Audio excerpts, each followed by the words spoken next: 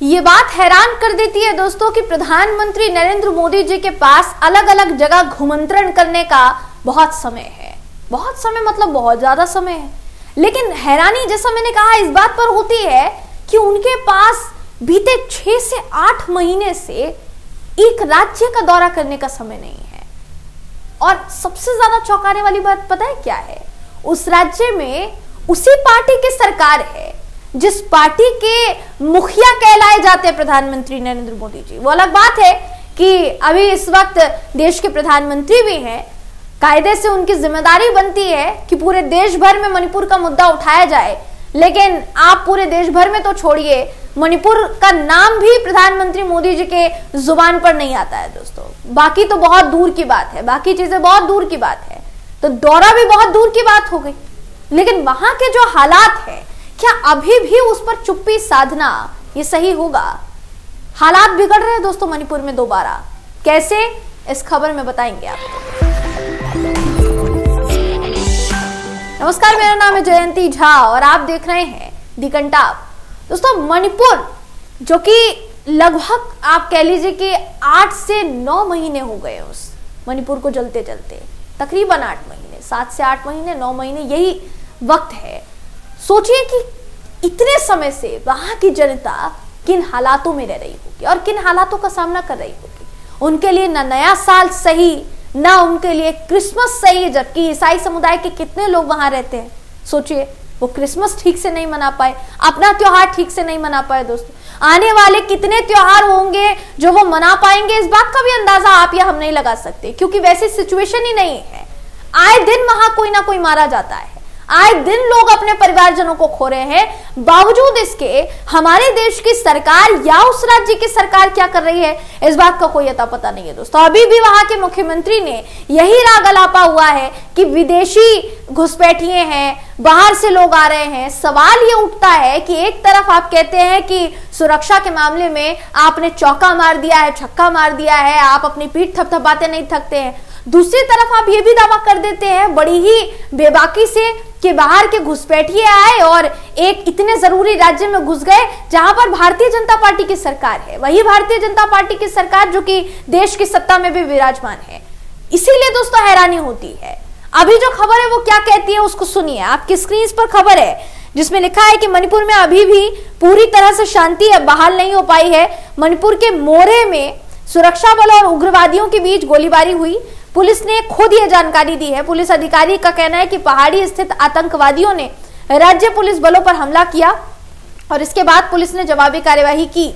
मणिपुर में 1 जनवरी को भी हिंसा भड़की थी, यानी जैसा मैंने कहा नया साल उनके लिए नया साल नहीं है दोस्तों। इसके बाद थौबल और इंफाल वेस्ट जिलों में फिर से कर्फ्यू लगा दिया गया था। थौबल जिले के लिलोंग इलाके में अज्ञात हथियारबंद बदमाशों और स्थानीय लोगों के बीच झड़प हुई। लिलोंग में हुई गोलीबारी में 4 लोगों की मौत हो गई थी।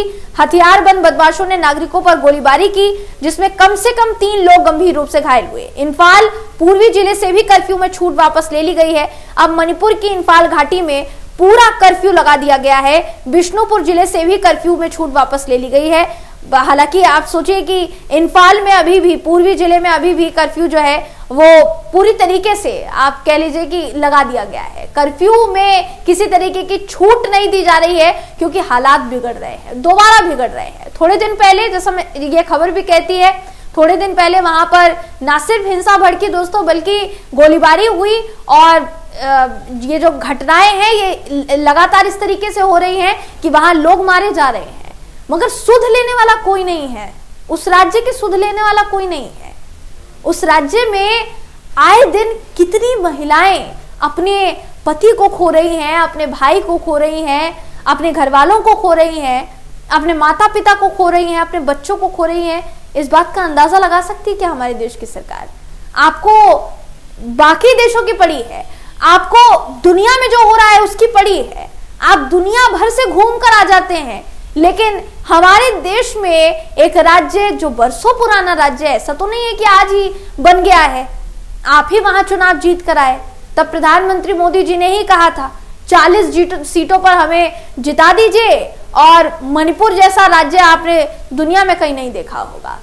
वाकई में अभी तो वहां के लोग यही कहते होंगे कि सच में प्रधानमंत्री जी, हमने मणिपुर जैसा राज्य वाकई में दुनिया में कहीं नहीं देखा, जहां की सरकार वहां के लिए कुछ भी करने के लिए तैयार नहीं है। ये दिख रहा है, ऐसा नहीं है दोस्तों कि ऐसे ही मनगढ़ंत आरोप हम लगाए जा रहे हैं।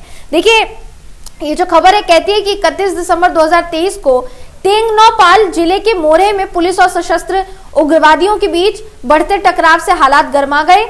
उग्रवादियों ने सुरक्षा बलों पर घात लगाकर आधी रात को रॉकेट प्रोपेल्ड ग्रेनेड अटैक किया था और इस हमले में पुलिस के 4 कमांडो घायल हो गए थे।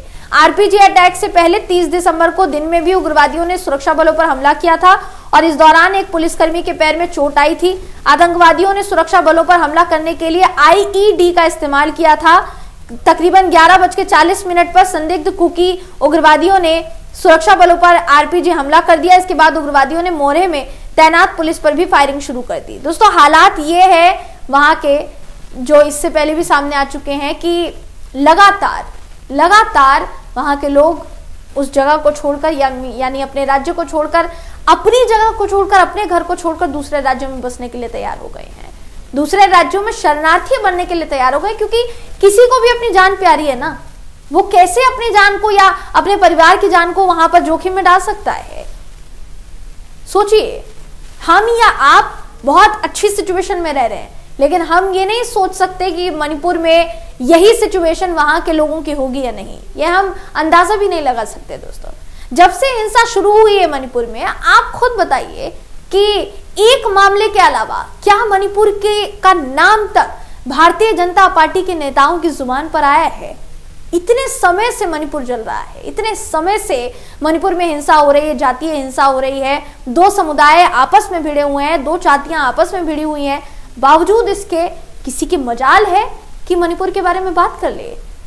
हो सकता है कि नॉर्थ ईस्ट में अब मणिपुर को गिनना ही बंद किया जाने लगा हो दोस्तों, क्योंकि आप सोचिए कि मिजोरम में अभी हाल ही में चुनाव था, आपको याद होगा वो किस्सा। अगर आपको याद ना हो तो मैं आपको बताना चाहूंगी। मिजोरम के जो पूर्व मुख्यमंत्री थे जोरमथंगा, उन्होंने बयान दिया था कि प्रधानमंत्री मोदी जी आएंगे तो अपने लिए मंच पर अलग तैयार रहें, क्योंकि मैं उनके साथ मंच साझा नहीं कर सकता। मैं मंच साझा करूंगा तो इस राज्य में रहने वाले तमाम ईसाइयों की भावनाओं को ठेस पहुंचेगा, क्योंकि भारतीय जनता पार्टी ने मणिपुर में जो किया है, ईसाइयों को छोड़ दिया, चर्च जो है वो जला दिए गए, लोगों के धार्मिक स्थल जलाए जा रहे हैं, उनका गला काटा जा रहा है, उनके साथ भयावह से भयावह घटना को अंजाम दिया जा रहा है। बावजूद इसके क्या बयान सामने आते हैं भारतीय जनता पार्टी के नेताओं की तरफ से? कुछ बयान सामने नहीं आता दोस्तों।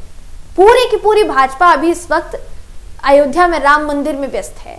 राम मंदिर का राजनीतिकरण किया जा रहा है, ये तो हम नहीं कहते, ये तो तमाम आचार्य भी कहते हैं। तो आप किस काम में निपुण हैं? आप कोई काम तो ऐसा ढंग का कीजिए जिसकी वजह से जनता को वोट आपको देना वो सही लगे कि हाँ, हमने वोट दिया है तो बहुत अच्छी बात है, कम से कम कुछ तो हो रहा है।